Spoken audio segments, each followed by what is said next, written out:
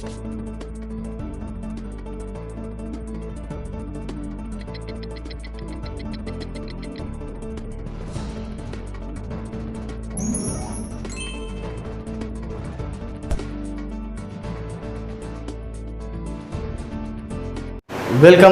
to our YouTube channel of Bright Coaching in Prayagraj.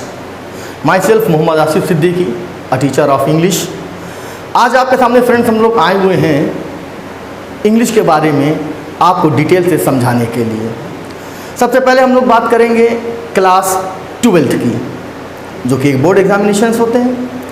Board examination में सबसे पहली चीज़ सभी हमारे डियर स्टूडेंट्स को ये जानना बेहद ज़रूरी होगा कि उनके कोर्स में क्या क्या चीज़ें हैं और कौन कौन सी चीज़ें कितने मार्क्स दे सकती हैं। यहाँ पर आज क्लास को शुरू करने का एक बहुत बड़ा रीज़न ये भी है कि आप हमारे संस्था से, हमारी कोचिंग के माध्यम से इस चीज़ को जानने की कोशिश कीजिए कि सिर्फ नंबर ही कैसे प्राप्त करें ये ज़रूरी नहीं है। ज़रूरी ये है कि आने वाले टाइम में जो आपके घर में आपके छोटे भाई बहन कजिन्स हैं, उनको आप किस तरह से वक्त पढ़ने पर समझा सकें, पढ़ा सकें। तो सबसे पहले हम लोग बात करते हैं क्लास 12th के इंग्लिश के सिलेबस की। जैसा कि आप लोग बहुत अच्छी तरह से जानते हैं कि इंग्लिश का सिलेबस दो पार्ट में डिवाइड होता है, सेक्शन ए और सेक्शन बी। सेक्शन ए में जो भी चीज़ें होती हैं वो लिटरेचर से रिलेटेड होती हैं, मतलब साहित्य से रिलेटेड होती हैं, और सेक्शन बी में जो चीज़ें होती हैं वो रिलेटेड होती हैं ग्रामर पोर्शन से। तो आइए एक एक करके हम जानते हैं कि हमें क्या क्या पढ़ाना है और आपको क्या क्या पढ़कर सीखना है। तो सबसे पहले बात करते हैं हम इंग्लिश की। मैंने आपको बताया इसके दो सेक्शन, ये हो गया आपका सेक्शन ए, यह हो गया आपका सेक्शन बी। मैंने आपको बताया सेक्शन ए में लिटरेचर होगी और सेक्शन बी में ग्रामर। ठीक डियर स्टूडेंट्स, अब हम बात करते हैं लिटरेचर में हमको पढ़ना क्या क्या है। फर्स्ट नंबर पर हमें पढ़नी है प्रोज। प्रोज में जो टोटल चैप्टर्स होंगे वो होंगे 7, मतलब 7। उसके बाद हमको पढ़नी है पोएट्री, जिसमें आपकी टोटल पोएम जो होंगी वो होंगी 10, यानी 10। उसके बाद हम पढ़ेंगे शॉर्ट स्टोरीज,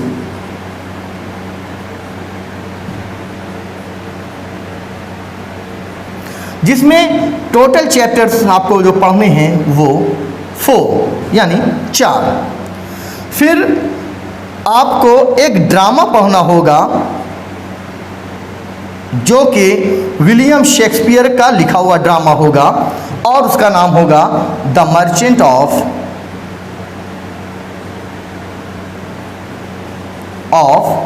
वेनिस।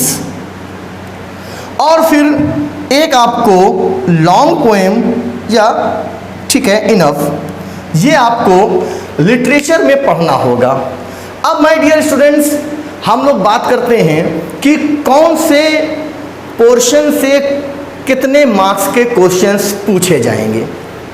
प्रोज में माय डियर फ्रेंड मैं आपको बता दूं, सबसे पहले आप ये समझ लीजिए कि इसमें आपको कहा जाएगा give the explanation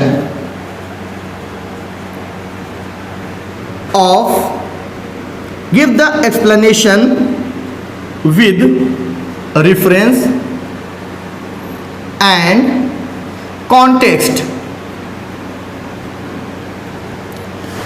any one of the three.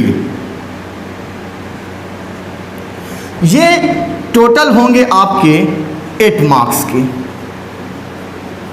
यानी आपको प्रोज से 3 पैसेजेस दिए जाएंगे और उन 3 पैसेजेस में से आपको एक पैसेज का एक्सप्लेनेशन देना होगा, उसके रेफरेंस के साथ, उसके कॉन्टेक्स्ट के साथ। ये कैसे लिखना होगा ये हम आपको अगली क्लास में बताते चलेंगे। उसके बाद फ्रेंड्स हम अगर बात करते हैं तो उसके बाद अगर हम बात करें तो एक्सप्लेनेशंस के बाद फिर हमारा नंबर जो आता है वो आएगा शॉर्ट क्वेश्चन का। शॉर्ट क्वेश्चंस की अगर हम बात करते हैं तो शॉर्ट क्वेश्चंस जो होंगे वो आपको 3 दिए होंगे और जिनमें से आपको सिर्फ एक करना होगा 1। ये भी आपको 4 मार्क्स देंगे। कितने? 4 मार्क्स। Is that clear? मतलब 3 शॉर्ट क्वेश्चंस होंगे जो कि प्रोज के चैप्टर से होंगे और उनमें से एक क्वेश्चन का आपको आंसर देना होगा in about 30 words. Is that clear? उसके बाद फ्रेंड्स फिर अगर हम बात करें तो आपको जब प्रोज के चैप्टर्स पढ़ाए जाएंगे तो वो बहुत ही डिटेल से पढ़ाए जाएंगे और सबसे बड़ी बात ये कि टीचर के पढ़ा देने के बाद आप लोग अपने घर जाएंगे और जब आप स्टडी करेंगे तो बहुत डीप स्टडी करिएगा कि कौन से वर्ड कहाँ पर यूज़ किए गए हैं, क्योंकि अगला जो क्वेश्चन आपसे पूछा जाएगा वो क्वेश्चन आपसे पूछा जाएगा फिल इन द ब्लैंक से रिलेटेड, और ये फिल इन द ब्लैंक्स जो होंगे वो आपके प्रोज के चैप्टर से ही दिए हुए होंगे। तो उसकी अगर हम बात करते हैं तो fill in the blanks with suitable words. अगर हम इनकी बात करते हैं तो ये टोटल होंगे 4 यानी 4 और ये एक मार्क्स के होंगे, यानी टोटल मार्क्स जो आपको मिलेंगे वो मिलेंगे 4। तो इस तरह से अगर देखा जाए तो आपको प्रोज से 16 नंबर के क्वेश्चंस पूछे जाएंगे। 8 मार्क्स आपका वो हो जाएगा आपके पैसेज से, उसके बाद 4 मार्क्स आप पाएंगे शॉर्ट क्वेश्चन से और फिर उसके बाद आप 4 मार्क्स और पा सकते हैं अगर आपने प्रोज के सभी चैप्टर को डीप पढ़ा है। तो सूटेबल वर्ड्स अगर आप फिल कर देते हैं तो आपको पूरे मार्क्स मिल जाएंगे। तो इस तरह से 16 नंबर आपको मिल जाएगा प्रोज से। अब उसके बाद सेकंड नंबर पर हम बात करते हैं पोएट्री की। मैंने आपको बताया पोएट्री में आपको टोटल पॉइंट्स कितनी पढ़नी है? 10। गुड। इस 10 पोएम में आपको सबसे पहले 3 स्टैंजा दिया जाएगा। You will be given 3 stanzas और उन 3 में से आपको 2 स्टैंजा उसके एक्सप्लेनेशन, उसके रेफरेंस और उसके कॉन्टेक्स्ट के साथ पूरा आपको अच्छी राइटिंग के साथ लिखना होगा। मैंने क्या बताया? 3 दिए होंगे, 3 में से आपको 2 करना होगा, ठीक है। और ये 2 करने के बाद आपको इसके एक्सप्लेनेशंस देने हैं, साथ में कॉन्टेक्स्ट भी रहेगा और साथ में रेफरेंस भी रहेगा। ये टोटल होंगे आपके 8 मार्क्स के, यानी 8 मार्क्स आप पाएंगे अगर आप इसको सही तरह से लिख लेते हैं तो। उसके बाद हम बात करते हैं फ्रेंड्स, जब आपका एक्सप्लेनेशन कंप्लीट हो जाता है, आप पोएट्री अच्छी तरह से पढ़े होंगे, फिर आपके सामने 3 सेंट्रल आइडिया दिए होंगे जिनमें से आपको एक करना होगा और ये आपको देंगे 6 marks. Is that clear friends? आपको हर एक पोएम को बहुत डिटेल से पढ़नी है, क्योंकि पोएट्री को पढ़ना और समझना बहुत ज़रूरी होता है, क्योंकि अगर आपके समझ में नहीं आएगा तो आप उसको सही से एक्सप्लेन भी नहीं कर पाएंगे और सही से आप उसको लिख भी नहीं पाएंगे, जबकि दोनों आपके लिए बेहद ज़रूरी होंगे। इसके बाद हम बात करते हैं फिगर ऑफ स्पीच, जो आपके लास्ट में होगा। फिगर ऑफ स्पीच, इससे भी आपसे क्वेश्चंस किए जाएंगे। फिगर ऑफ स्पीच में आपको 4 फिगर ऑफ स्पीच दी जाएंगी, जो आपको ये पता लगाना होगा कि इनमें से कौन सी फिगर ऑफ स्पीच है। उसके बाद आपको कोई एक फिगर ऑफ स्पीच दे दी जाएगी और आपसे कहा जाएगा इसकी डेफिनेशन बताइए उसके एग्जाम्पल के साथ। मतलब जैसे आपसे कह दिया जाएगा सिमिली, इसको आपको डेफिनेशन देना है और साथ में एग्जाम्पल भी देने होंगे। तो इस तरह से अगर आप पोइट्री को पढ़ते हैं तो पोइट्री से आपको टोटल 18 मार्क्स मिल जाएंगे। कितने मार्क्स मिल जाएंगे? 18। 16 प्रोज से, 18 पोइट्री से। अब इसके बाद डियर स्टूडेंट्स हम बात करेंगे शॉर्ट स्टोरीज की। शॉर्ट स्टोरीज में आपको 3 क्वेश्चंस दिए जाएंगे, जिनमें से आपको 2 क्वेश्चन सॉल्व करने होंगे इन अबाउट 30 वर्ड्स, या कह लीजिए नॉट मोर देन 30 वर्ड्स, और इससे आपको मिल जाएंगे 8 मार्क्स। 8 नंबर आपको मिल जाएंगे शॉर्ट स्टोरीज के शॉर्ट क्वेश्चन से। और फिर आपको एक लॉन्ग क्वेश्चन पूछा जाएगा द मर्चेंट ऑफ वेनिस से, और वो लॉन्ग क्वेश्चन होगा आपका 8 मार्क्स का। द मर्चेंट ऑफ वेनिस ये एक ड्रामा है and which is composed by William Shakespeare. आपको डिटेल से पूरा ड्रामा पढ़ाया जाएगा, डिटेल से पूरे ड्रामा को समझाया जाएगा, और इस तरह से जब आप अपना लिटरेचर पोर्शन यानी जिसको आप कहते हैं सेक्शन ए कंप्लीट कर लेंगे तो आपको टोटल 50 मार्क्स सॉल्व करने में कोई प्रॉब्लम नहीं होगी। Is that clear? फिर उसके बाद माय डियर स्टूडेंट्स हम बात करेंगे आपसे ग्रामर पोर्शन, जिसको आप कहते हैं सेक्शन बी। अगर हम सेक्शन बी की तरफ चलते हैं तो सेक्शन बी में आपको क्या क्या पढ़ना है, फिलहाल मैं यहाँ पर आपको एक छोटी सी बात बता दूँ। सेक्शन बी यानी ग्रामर पोर्शन जितना आप पढ़ सकते हैं उतना आप पढ़िए, क्योंकि ये आपके हाई स्कूल, आपके इंटरमीडिएट, आपके ग्रेजुएशन, आपके पोस्ट ग्रेजुएशन, यहाँ तक कि अगर आप कंपटीशंस एग्जाम्स देते हैं तो भी आपसे 30 मार्क्स के इंग्लिश के ग्रामर सेक्शन के क्वेश्चंस हर हाल में पूछे जाते हैं। आज कहीं ना कहीं अगर कॉम्पिटिटिव एग्जाम्स से कुछ स्टूडेंट्स जो सिलेक्ट नहीं हो पाते, रिजेक्ट हो जाते हैं, उसका एक बहुत बड़ा कारण होता है कि उनकी इंग्लिश ग्रामर बहुत वीक होती है। इसलिए मैं आपको पहले से बता दे रहा हूं कि आप इंग्लिश ग्रामर के हर क्वेश्चन को डीप पढ़ें और ज़्यादा से ज़्यादा घर पर प्रैक्टिस करें। प्रैक्टिस सेट पेपर हम आपको देते रहेंगे क्लास टू क्लास। अब सेक्शन बी में अगर हम बात करें तो सबसे पहला पोर्शन जो आपका जाना पहचाना है वो है direct and indirect. My dear students, we have no need to explain about it. Class 8, 9, 10, 11 ये आप हमेशा सुनते आए और पढ़ते आए, फिर भी मैं जब आपको इसको एक्सप्लेन करूंगा तो बहुत अच्छी तरह से करूंगा, क्योंकि ये डायरेक्ट इनडायरेक्ट सिर्फ एक सेंटेंस वाला हम आपको नहीं पढ़ाएंगे, सिर्फ एक सेंटेंस वाला हम आपको नहीं समझाएंगे।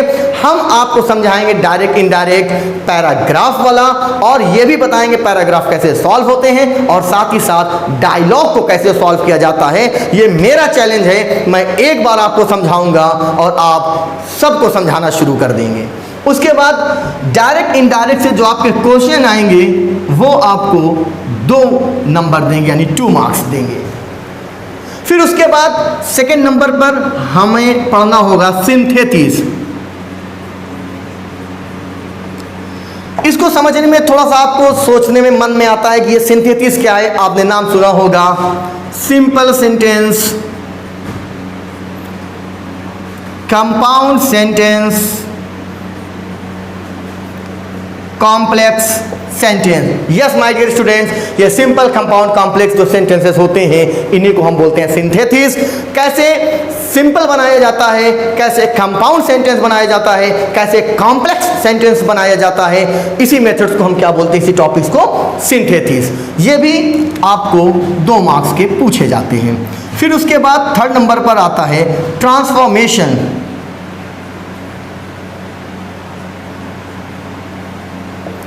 ट्रांसफॉर्मेशन ये क्या है? ट्रांसफॉर्मेशन का मतलब होता है कि आपको कोई सेंटेंस दिया जाएगा और आपसे कहा जाएगा आप सेंटेंस के प्लेस को चेंज कर दीजिए या पूरे सेंटेंस को चेंज कर दीजिए, चाहे आप कुछ भी कर दीजिए लेकिन उसकी मीनिंग चेंज नहीं होनी चाहिए। इस टॉपिक को हम बोलते हैं ट्रांसफॉर्मेशन और ये भी 2 मार्क्स की आती है, 2 मार्क्स। और फिर उसके बाद सिंटैक्स। सेंटेंस क्या होता है? आपको एक सेंटेंस दिया जाएगा, उस सेंटेंस में कोई एक जानबूझकर मिस्टेक कर दी जाएगी और आपसे कहा जाएगा find out the mistake and correct the sentence. इस टॉपिक को हम बोलते हैं सिंटैक्स। ये भी आपके 2 मार्क्स के होंगे। Is that clear my dear students? उसके बाद हम बात करते हैं जो आपके सिलेबस में है, वो है वोकैबुलरी। वोकैबुलरी में आपको क्या क्या पढ़ना है? एक, एंटोनिम्स जो कि आपको 3 दिए जाएंगे 3 मार्क्स के। फिर 2nd नंबर पर सिनोनिम्स, ये भी होंगे 3 मार्क्स के। उसके बाद आपको दिए जाएंगे 1 वर्ड सब्स्टिट्यूशन, ये भी आपको 3 मार्क्स के होंगे।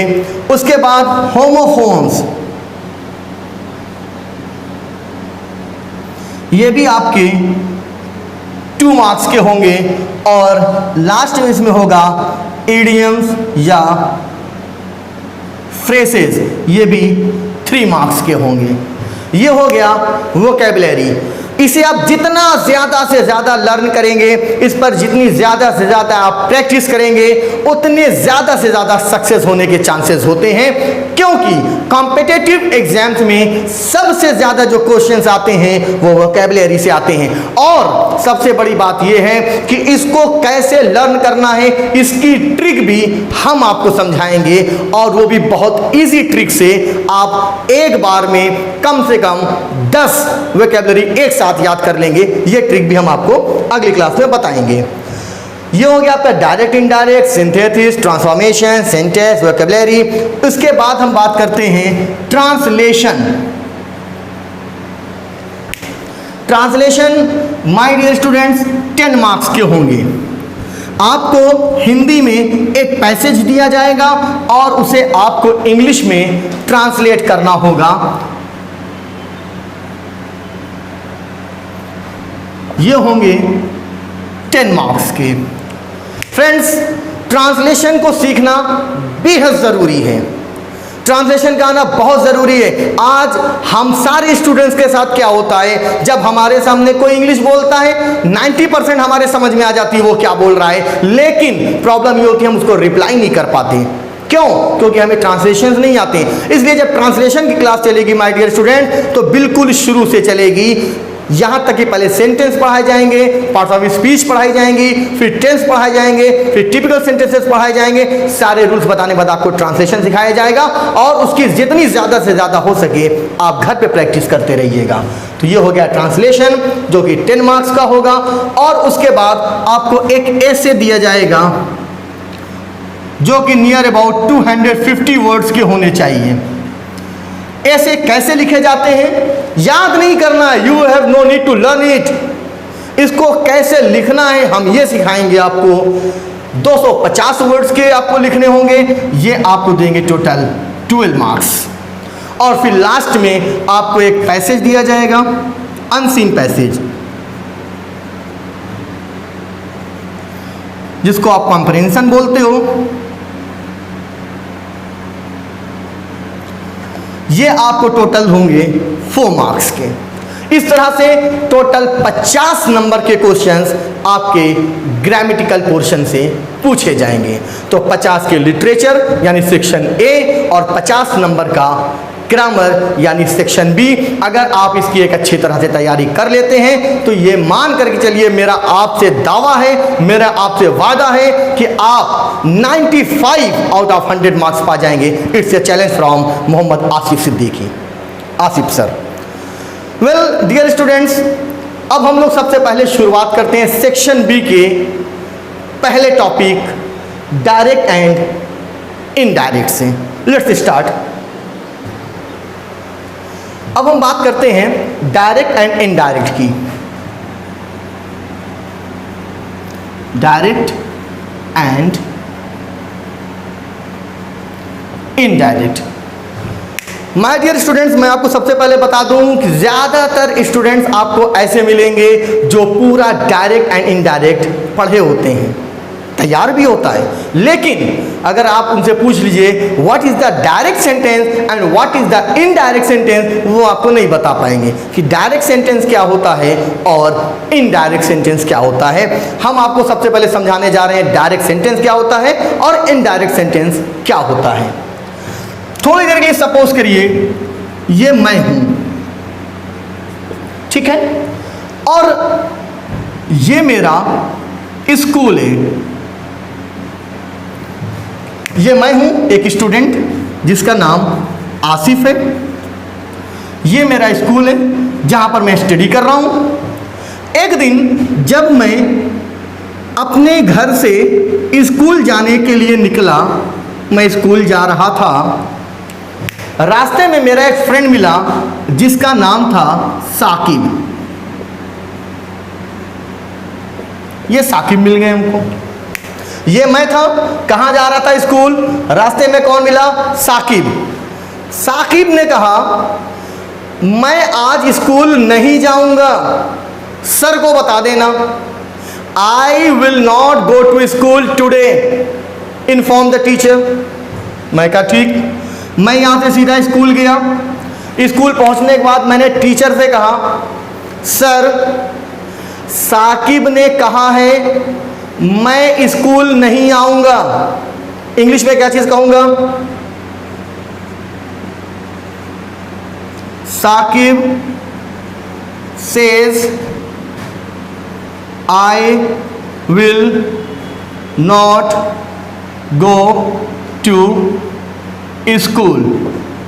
क्या कहा, मैं स्कूल नहीं जाऊंगा, ठीक है। ये मैं था, कहाँ जा रहा था स्कूल, रास्ते में कौन मिल गया, साकिब। साकिब ने क्या कहा, मैं स्कूल नहीं जाऊंगा, सर को बता देना। मैं स्कूल गया, मैंने सर से कहा सर, साकिब ने कहा है मैं स्कूल नहीं जाऊंगा। Is that clear? ओके, फिर से आइए। ये मैं था, कहाँ जा रहा था स्कूल, रास्ते में कौन मिला, साकिब। साकिब ने क्या कहा, मैं स्कूल नहीं जाऊंगा, सर को बता देना। अब मैं जब स्कूल पहुंचा तो मैं सर से ये भी कह सकता था सर, साकिब ने कहा है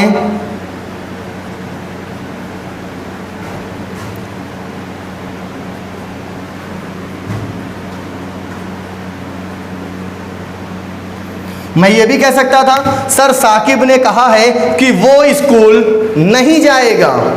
दोनों बातें बिल्कुल करेक्ट हैं। एक में मैंने क्या कहा, साकिब ने कहा है मैं स्कूल नहीं जाऊंगा। दूसरे में मैंने क्या कहा, साकिब ने कहा है कि वो स्कूल नहीं जाएगा। अब एक बार आप फिर ध्यान दीजिए और आपके पूरे समझ में आ जाएगा। ये मैं था, कहाँ जा रहा था स्कूल, कौन मिला, साकिब। साकिब ने क्या कहा, मैं स्कूल नहीं जाऊंगा, जाकर सर को बता देना। मैं स्कूल गया, मैंने सर से ये बात दो तरह से कहा। एक, साकिब ने कहा है मैं स्कूल नहीं जाऊंगा।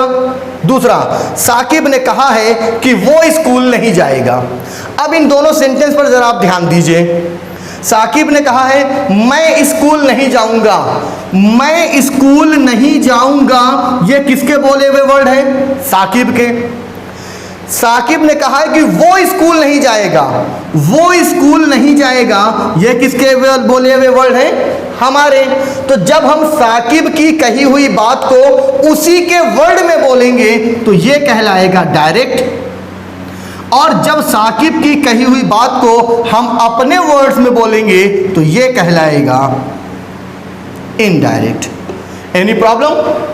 मतलब किसी की कही हुई बात को उन्हीं के शब्दों में बोलना डायरेक्ट कहलाता है और किसी की कही हुई बात को अपने शब्दों में बोलना इनडायरेक्ट कहलाता है। तो एक बात को कहने के दो तरीके क्या कहलाते हैं, डायरेक्ट एंड इनडायरेक्ट। तो first of all, if anyone asks you the question what is the definition of the direct sentence and what is the definition of the indirect sentence, so first of all you will have to reply that when we use the actual word of speaker, that is called the direct sentence, and whenever we give the substance of the speaker in our own words, that is called indirect sentence. Any problem friends?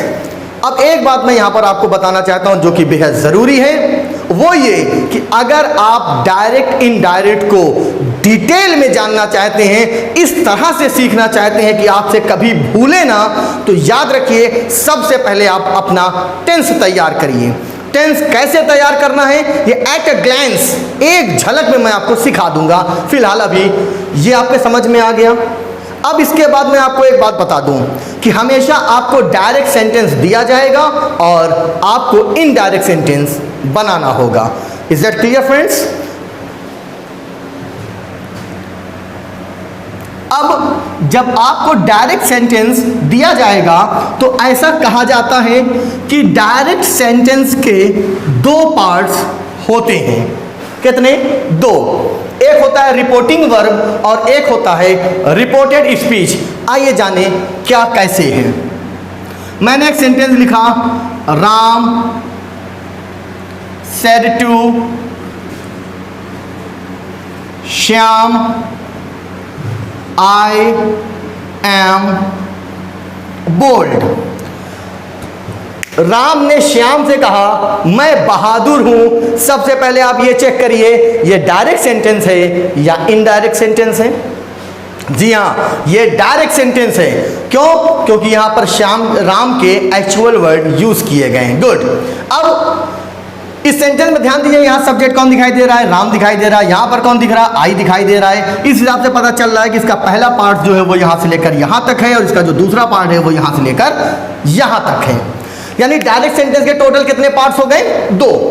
इसमें से एक होगा reporting verb और एक होगा reported speech. अब आइए पता करते हैं रिपोर्टिंग वर्ब क्या होता है और रिपोर्टेड स्पीच क्या होता है। ध्यान से समझिएगा। डायरेक्ट सेंटेंस के कितने पार्ट्स हैं? दो पार्ट्स। डायरेक्ट सेंटेंस का वह पार्ट जिसमें कौन किससे कह रहा है। राम किससे कह रहा? श्याम से। कौन किससे कह रहा है का पता चले, यह कहलाता है रिपोर्टिंग वर्ब। क्या कहलाएगा? Reporting verb. क्यों? कौन किससे कह रहा है और क्या कह रहा है, जिस सेंटेंस में यह पता चलता है क्या कह रहा है वो कहलाता है reported speech. Any problem friends? कौन किससे कह रहा है? Reporting verb. क्या कह रहा? Reported speech. ये आगे पीछे भी हो सकते हैं कुछ इस तरह से, I am bold said Ram to Shyam. अब यहां पर आप देख लीजिए सेंटेंस आगे पीछे कर दिया मैंने, लेकिन कौन किससे कह रहा है? राम श्याम से कह रहा है, रिपोर्टिंग वर्ब। क्या कह रहा है? I am bold, reported speech. Any problem? No problem. Okay friends, यहां तक की बात मैंने आपको बताई। उम्मीद करता हूं आपके समझ में आ गया होगा और बाकी की चीजें मैं आपको नेक्स्ट क्लास में बताऊंगा। अपना ख्याल रखें और घर पर प्रैक्टिस करते रहें।